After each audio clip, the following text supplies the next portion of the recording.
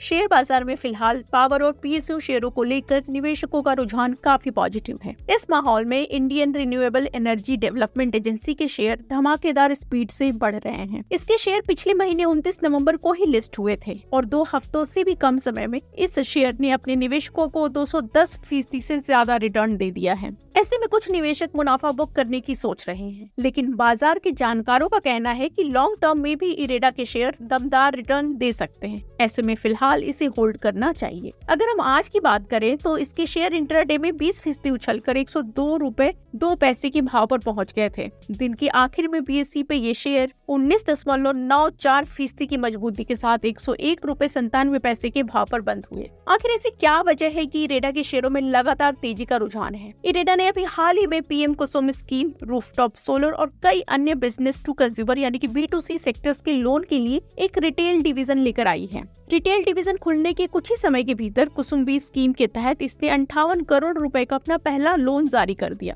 इससे शेयरों को तगड़ा सपोर्ट मिला। इसके एसेट बुक में सबसे अधिक यानी कि करीब 30% हिस्सा सोलर एनर्जी, फिर विंड एनर्जी की 20% हिस्सेदारी, स्टेट यूटिलिटीज की 19% हिस्सेदारी और हाइड्रो पावर की 11% हिस्सेदारी है। मनी कंट्रोल को दिए एक इंटरव्यू में कंपनी के चेयरमैन और एमडी प्रदीप कुमार दास ने उम्मीद जताई है कि प्रोजेक्ट कंस्ट्रक्शन स्टेज में सबसे पहली पसंद इरेडा बनी रहेगी। कंपनी के सीएमडी के मुताबिक सिर्फ सरकारी ही नहीं बल्कि प्राइवेट डेवलपर्स भी इसके साथ जुड़े हैं। आखिर इरेडा के शेयरों में आगे क्या होगा? 21 से 23 नवंबर के बीच इरेडा का आईपीओ खुला था, तो एनालिस्ट ने सिर्फ लिस्टिंग गेन ही नहीं बल्कि लॉन्ग टर्म निवेश के लिए भी सब्सक्राइब करने की सलाह दी थी। सरकार रिन्यूएबल एनर्जी सेक्टर पे जोर दे रही है, इसलिए एनालिस्ट ने इसमें लॉन्ग टर्म के लिए पैसा लगाने की सलाह दी थी। बाजार के जानकारों को भरोसा है कि अभी ये शेयर और नई ऊंचाई पे पहुंचेगा। शेयरों की तेजी के चलते इसका वैल्यूएशन इसकी पीयर कंपनी के मुकाबले यानी कि पीएफसी और आरईसी के मुकाबले महंगा हो चुका है,